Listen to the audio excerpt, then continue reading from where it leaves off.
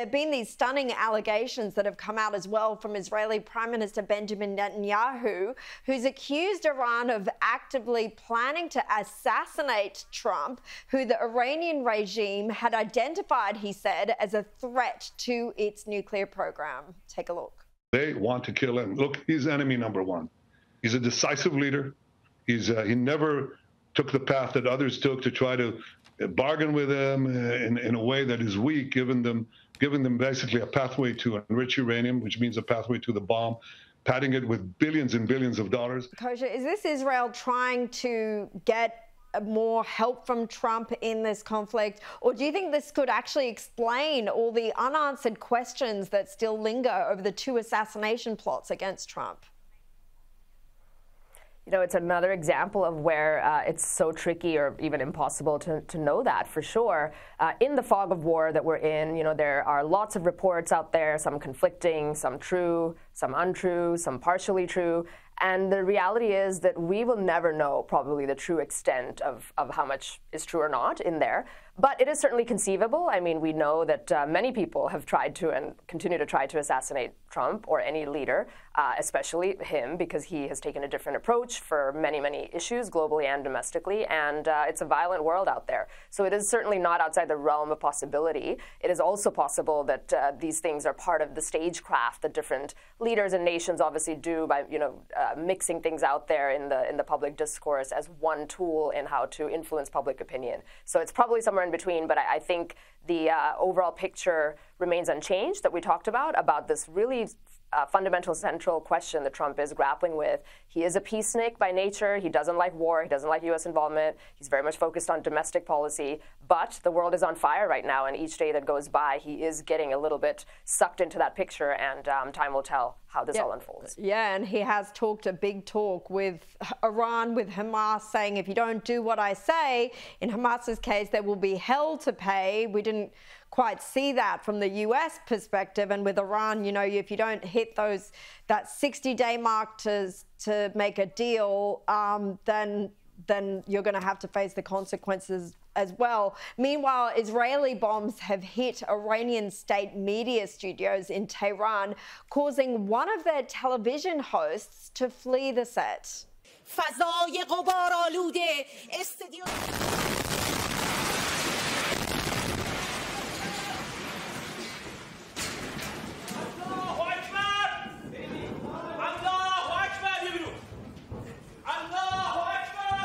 Kosher, Netanyahu pointed out, well, this isn't simply any news channel, but a tool being used by the Iranian regime to push propaganda on Iranians, but extraordinary footage there. Really not something you see every day for sure. And, you know, back to our theme of how in the fog of war, it's really hard to know exactly what's going on. It is clear that Israel has waged a really exquisite military campaign so far, and just the way they've been able to use intelligence coupled with their military might to execute what they have in the last few days. So for sure, we could see that being true. It is also, I'm sure, possible that the Iranian government is promoting, you know, footage like this on purpose to try and again affect public opinion, not just domestically but globally, in terms of what Israel is doing. Why are they striking media outlets as opposed to nuclear facilities or the missile bomb and things like that? So that's, I think, part of what's in the mix here. But it is a reminder either way that this is a big deal. It's a very hot conflict. The stakes are high, the risks are high, and it is escalating. Yeah. Kosher, I also wanted to get your reaction to Donald Trump's decision to ditch Albanese at the G7. But should we really be surprised about that? You know, it's a fair question. It's not a good day for Prime Minister Albanese, as it wouldn't be for anybody who's on the receiving end of a public rejection, if we want to call it that. But just based on the topic we've discussed, again, the world is on fire, and there are other bigger pressing issues out there than the trade relationship between the U.S. and Australia. So I think there's some, in the Prime Minister's defense, there is truth to that the President's schedule is very busy. Things happen. He also canceled a meeting with Prime Minister Modi of India, for example, another very important country, an important relationship. So I wouldn't read too much into it, but it does show that if this administration here is not able to be more proactive in developing diplomatic relationships and getting a breakthrough with the Trump administration, then it sort of spills out onto the world stage and certainly doesn't make them look particularly strong. No, it doesn't. Well, let's look more closely at US politics now. And 57-year-old Vance Bulter, the man suspected of shooting 2 state Democrat politicians in Minnesota, has been arrested after a 2-day manhunt, which saw authorities track him into rural woodlands. What more do we know, Kosha? Are there any more insights at this stage into his motivation for these attacks? So the story is still unfolding and developing. Different officials have come out and said that they have reason to believe that it certainly was politically motivated. They're being a little bit tight-lipped about what more that means underneath it. Allegedly, reportedly, there was a notebook that had been recovered from his possessions that had a target hit list of other political leaders that apparently he wanted to come after or was thinking about going after. Those names haven't been released yet officially, so we don't know. There's different reports and rumors out there of who it might be, which might shed some more light. I think one of the most curious things about this case is that the state senator from Minnesota that he did assassinate and her husband, she is a Democrat, a lifelong Democrat. However, she just came out hours before her assassination and voted as the sole Democrat in favor of a Republican majority bill in the state Senate. So read into that what one may.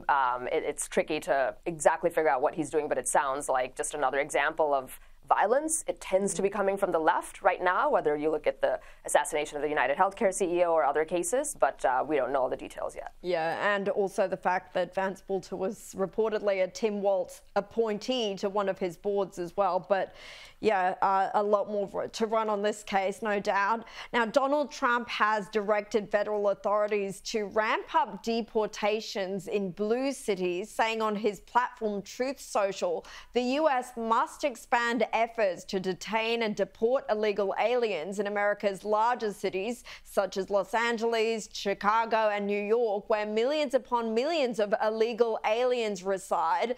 Kosha, given we've seen the violent protests over the past week in the US, how do you think this move will go down there?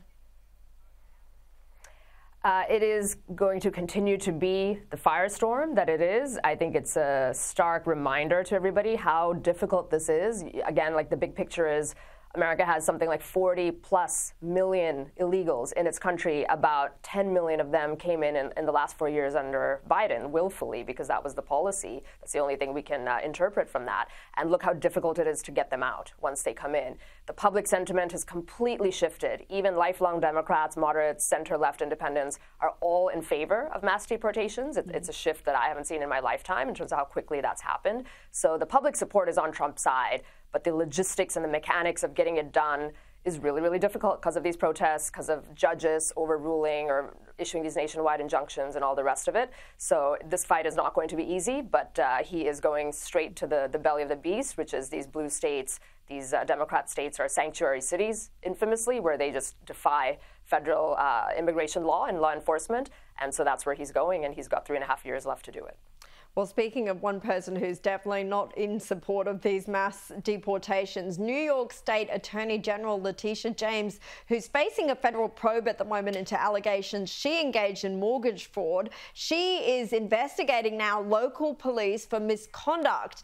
The misconduct being allegedly helping the Trump administration to crack down on illegal immigration by cooperating with ICE and other border agencies. Kosha, what did you make of this?